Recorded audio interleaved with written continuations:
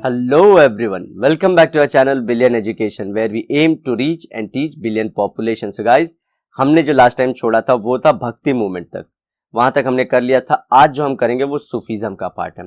So hopefully आपने हमारी past की वीडियोस देखी होंगी और आपको पता चलेगा कि ये कितने पॉजिटिव चेंज लाए थे सोसाइटी में। तो Sufism also preach the unity of humanity.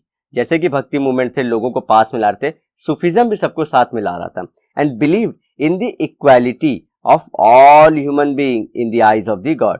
Same हमने जो ऊपर हमारे भक्ति मूवमेंट थे उसमें भी देखा था कि आइज ऑफ गॉड में सब लोग सेम है, भगवान की नजर में सब सेम है।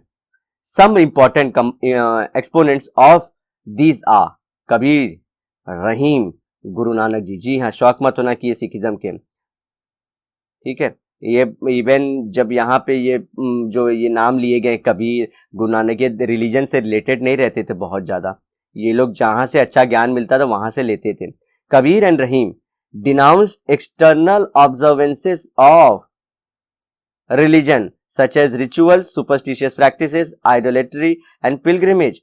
ये क्या थे? जैसे बाहरी जो चीजें होती हैं, जैसे भक्ति मूवमेंट में भी था। आपको भक्ति मूवमेंट नाम कहां से? आपको अपने अंतरात्मा से भगवान की पूजा करनी थी। इसी तरह सूफीज्म में क्या हुआ, अरे सूफीज्म में भी कि एक्सटर्नल जो चीजें, रिचुअल्स मतलब कि जो दरगाह जाना, नमाज अदा करना, बार बार वो करना था, वो सब उनमें वो कमियां नहीं थी, चलेगा, उनको करना है तो करिए। लेकिन उनका क्या मतलब था कि ये सबसे भी ज्यादा अच्छा चीज है कि आप जहां पे भी हैं वहां से आप सही दिल से अंदर अपने आत्मा के अंदर रखे। जो हम आज बोलते हैं ना कि खुशी होनी चाहिए, खुशी होनी चाहिए प्लस हमको सच्चे मन से भगवान की पूजा करनी, वही चीज, यही चीज जो है सूफीज्म में डाली थी और यही भक्ति मूवमेंट लाई है। तो ये इंडिया में बहुत इनकलकेटेड है। इनकलकेटेड मतलब क्या?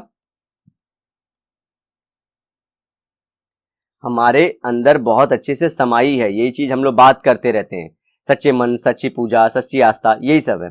तो इसमें क्या बोलते हैं, जो रिचुअल्स हैं, जैसे कि जो हमारे हिंदूज में भी हैं, सिखिज्म में भी है, तो ये सब रिचुअल्स नहीं फॉलो करने। सुपरस्टिशन मतलब आप लोगों को मालूम है कि सुपरस्टिशन, बिल्ली रास्ता काट दे, तो इसी तरह से बहुत सारा चीज जो होता है ये सुपरस्टिशन को फॉलो न करें, ये रिलीजन ने बनाया सब।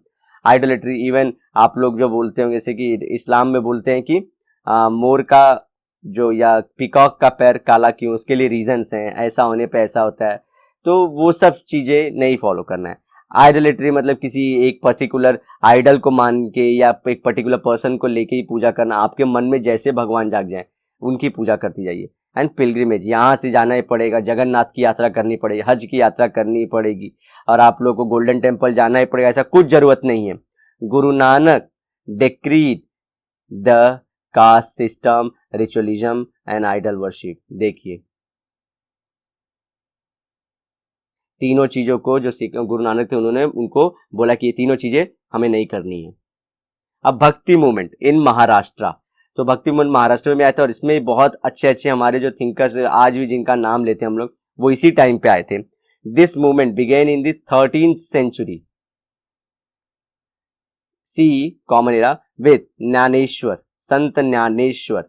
The centre of this movement is located at the temple of Vithoba at Pandharpur. Pandharpur की यात्रा हमेशा होती रहती है। अब आप लोग समझते हैं कि कैसे ये सब स्टैब्लिश हुई थी। Namdev was his contemporary who criticized fast, pilgrimages and other external form of religious practices। तो ये भी फास्टिंग को भी बोलते थे। इनकी भगवान जैसे साइंटिफिकली भी फास्टिंग बोला गया कि ठीक है, लेकिन इनका जो रीजन था वो बिना अगर आप बिना किसी साइंस के और ये सब चीज के फास्टिंग कर रहे हैं, और पर्टिकुलरली क्योंकि उस टाइम पे वुमेन को ही करना पड़ता था बहुत बार फास्टिंग, तो ये सब चीजें करना, और फास्टिंग का जो रीजन था वो बहुत अलग था। वो आइदर पैसा पाने के लिए था या पीस पाने के लिए था या बच्चे जिनको नहीं होते थे उनके लिए था। तो रीजन बहुत गलत था, जो करती थी वो गलत था और साइंटिफिक नहीं था। लेकिन आप ऐसे एक हेल्थ पर्पस के लिए, आज जैसे हेल्थ पर्पस के लिए वो सब चीज थी कि हाँ रीजन हमेशा, जैसे बोलते हैं ना साइंटिफिक रैशनल होना चाहिए, रीजनिंग बेस्ड हो गया था। और एक्सटर्नलिटीज मतलब जो जो चीजें बाहर जाके दिखा के लोगों को करनी पड़ती वो सब चीज ना करना है। तो हमने देखा भक्ति मूवमेंट में भी और सूफीज्म में दोनों चीज कॉमन थी। अब बहुत इंपॉर्टेंट टॉपिक आ रहा है, status of women in Indian society. अब इसमें बहुत ज्यादा इसमें जो हमारी कमियां थी वो उठ के सामने आएंगी। हमें ये नहीं होना, इम्पेशेंट नहीं होना है कि भाई ऐसा नहीं है वैसा, ये बात पुरानी है, ठीक है। अब इसको लिंक करेंगे हम आज से, टुडे सिनारियो से, ठीक है। तो ओपन माइंड से इसे एक्सेप्ट करिए। हाँ ठीक है, वो लोग भी बहुत गलत होते हैं, जैसे कि जो फेमिनिज्म के नाम पे हद से ज़्यादा बोलते हैं कि इवन मेल्स को भी बेबी बॉर्न करना चाहिए, ठीक है। ये लेकिन कहाँ तक सच है, मतलब ठीक है, नेचर अभी इतना अलाउड ही नहीं किया है कि मेल बर्थ देगा बेबी को। यूएस जैसी कंट्री में ये सब डिबेट भी चालू है, तो ये एक्सट्रीम फॉर्म है।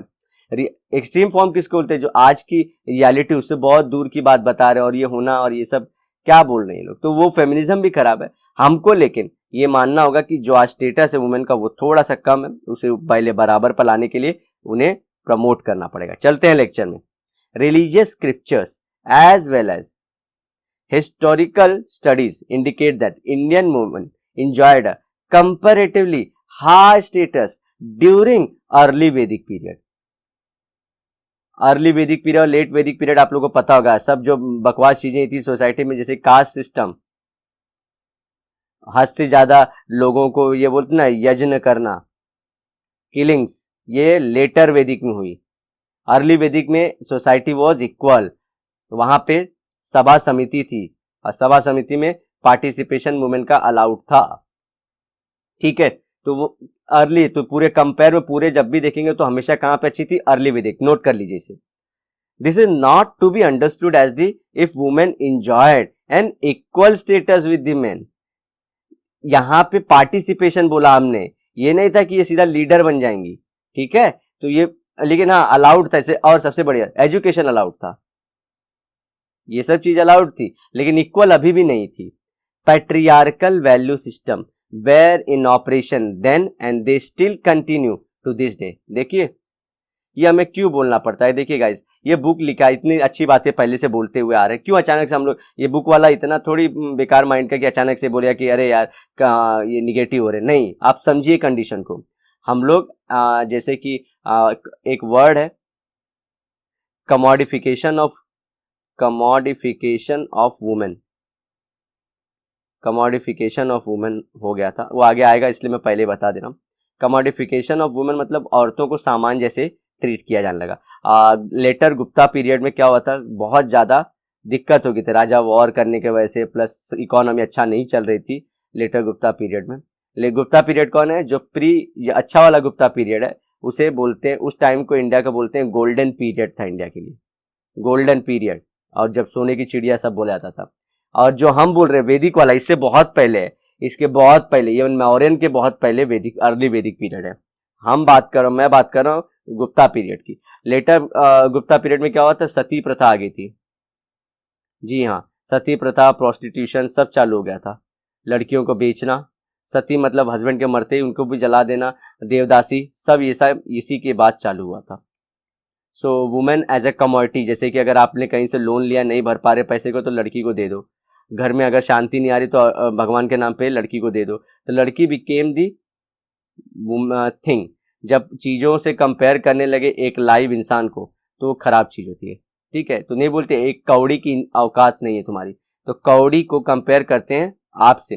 तो कौड़ी मतलब क्या होता है, पहले के जमाने में कौड़ी वॉज ऑफ मनी, तो कौड़ी की वजह कोई पैसे, एक पैसे की औकात नहीं तेरी, ठीक है, ये सब चीजें बोलते हैं तेरे, ये सब चीजें चलती है सोसाइटी में। कमोडिफिकेशन ऑफ वुमेन, आप लोग ये सुनोगे टर्म तो हमेशा अवेयर रहना क्या बात करना चाह रहे हैं वो लोग, ठीक है। तो आगे बढ़ते हैं।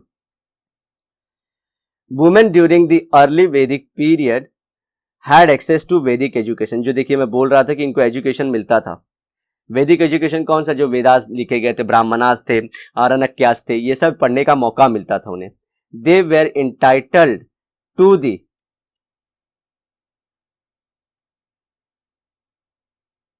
उपनयन, ये बीच में फंबल मार गया यहाँ पे, जो हमारा सेटअप है पूरा का पूरा। सो उपनयन बोलते हैं इसे, उपनयन। अच्छा, उपनयन क्या था, आप लोग सुने रहेंगे, पंडित लोग ब्राह्मण्स में जनेऊ पहनाते हैं, जो धागा पहनते हैं ना अपनी बॉडी पे, जनेऊ जिसे बोलते हैं। सो जनेऊ का सेरेमनी था। तो ये क्या मतलब होता है जनेऊ का, जैसे कि पहले के जमाने में क्या था कि अगर बच्चा, कोई चाइल्ड है, वो एजुकेशन में एंटर कर रहा है, फॉर्मल एजुकेशन में, तो मतलब स्टार्ट में अगर फॉर्मल मतलब छोटा वाला एजुकेशन, तो उसको ना टीचर उनको बांध के देते थे। वो मैं अभी 2 मिनट पहले बताया, तब तक मुझे पता चला कि रिकॉर्ड हो ही नहीं रहा था, तो फिर से वापस बताना पड़ा। सो टीचर बांधते थे स्टूडेंट को कि तुम्हारा अब एंट्री हो चुका है एजुकेशन में, तो वही जो सेरेमनी थी वो औरतों को भी अलाउड थी, और उसकी वजह से क्या होता था, which enabled them entry into the gurukul system of education. तो गुरुकुल तो आप लोगों को पता है कि एक जगह जाके वहां पे गुरु रहते थे, रहना खाना सब वहीं पे होता था, फिर उसके बाद वो लोग एजुकेशन खत्म करके घर जाते थे। The Rigveda renders the highest status to qualified women. तो जो पढ़ी लिखी औरत थी तो उनके बारे में अच्छे से बात बताता है कि पढ़ी लिखी औरत का बिहेवियर कैसे होता है, उनका कंट्रीब्यूशन कैसा है ऋग्वेदा को और एनरिच करने में। आप लोग को मैंने स्टार्टिंग के इंट्रोडक्टरी लेक्चर में कंट्रीब्यूशन बताया था कि कैसे वहां पे कुछ जो हिम्स हैं ऋग्वेदा के वो लिखे गए हैं वुमेन द्वारा। हाँ जी हाँ, वुमेन के द्वारा। तो कुछ लोग उसमें क्या रहता है, देखिए सो कॉल्ड कूल बनने के चक्कर में कुछ बच्चे से जैसे क्या करते हैं, सोसाइटी कूल बनने के चक्कर में हमारे जो ओल्ड टेक्स्ट हैं उनको बोलती कि बेकार है, लेकिन बिना जाने समझे क्या है। देखिए जो बुक औरतें के कॉन्ट्रीब्यूशन इक्वल नहीं है, देखिए बात सही है कि 100% अगर नहीं है कि 50-50% दोनों ने लिखा है, ऐसी बातें नहीं है। हाँ सिर्फ 5-10% का कॉन्ट्रीब्यूशन है, बाकी सब मैंने। लेकिन जहाँ पे कॉन्ट्रीब्यूशन, जहाँ पे सोसाइटी में कुछ नहीं था वहां पे वो लोग अच्छे से पढ़ रहे थे, लिख रहे थे, सेफ इन्वायरमेंट था, तो उसकी तो वाहवाही होनी चाहिए एटलीस्ट कि ठीक है वहां पे एटलीस्ट। तो ये नहीं कि बुक को एक सिरे से पूरा नकार दें। तो ये सिस्टम चालू है, ये होता रहेगा, आप लोग भी अपने आसपास जरूर देखे रहेंगे। तो ये देखिए नाम भी आगे ये हम पढ़ेंगे। Educated women were divided into 2 categories. एक थी साध्यवधु। साध्यवधु कौन थे? Who pursued the education, their education just until they were married. तो शादी तक, मतलब शादी के पहले तक जो पढ़ती थी वही, जैसे हमारे यहाँ पे डिग्री कोर्सेज है वैसे ही। And the second one was the Brahmavadinis या Brahmavadinis, those who never married and continue studying and imparting education throughout their life. तो दोनों वर्ड के मतलब याद रखिए, ठीक है। ब्रह्म मतलब हमेशा से ऊंचा रहता है, जब भी आप हिंदू कल्चर पढ़ोगे तो ब्रह्म नाम ध्यान रखना कि जो आजीवन पढ़ रहे हैं। वेदास एंड वेदंगास, वेदास और वेदंगास अलग अलग है, ठीक है गाइस। वेदंगास किसको बोलते हैं? ये वो बुकें जो वेदों के बाद लिखी गई, ठीक है। जैसे कि आप लोग बोलते हैं ना, अगर नहीं पढ़ेंगे व्याकरण जो होता है, व्याकरण, शिक्षा, कल्प, निरुक्त, ये सब ऐसे करके 6 वेदंगास हैं, तो बाद में लिखे थे। They taught to women too, तो ये सब औरतों को भी सिखाया था, but later became limited to religious songs and poems necessary for rituals. तो पहले बहुत डिटेल में पढ़ती, बाद में सिर्फ उनको गानों तक ही रोक दिया गया था। आगे देखेंगे ना, क्योंकि दुर्दशा खराब होती जाएगी ना। Some notable Vedic and Upanishadic, sorry क्योंकि उपनिषदिक होगा, women scholars were Apala, Indrani, Ghosha, Lopamudra, Gargi, Maitreyi. Please इनके नाम कुछ भी करके याद कर लीजिए, कुछ भी करके, क्योंकि बहुत लिमिटेड वुमेन है जो इतना बड़ा नाम कमा पाई हैं, और आप लोग डिबेट में कहीं अनछुए न रह जाओ इन्हीं के नाम की वजह से। अपाला भी बोलते हैं या अपला भी बोलते हैं, ठीक है, तो अपाला ही याद रखना। तो ये सब चीजें हमको डिटेल में करनी थी।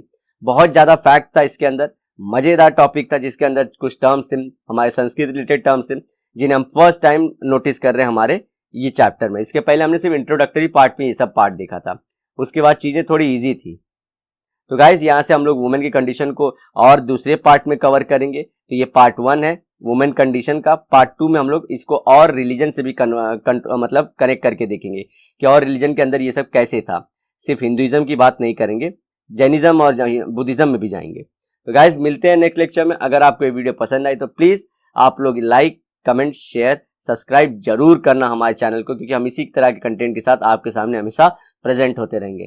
तो मिलते हैं नेक्स्ट लेक्चर में। Till then bye bye, have a great and nice day ahead.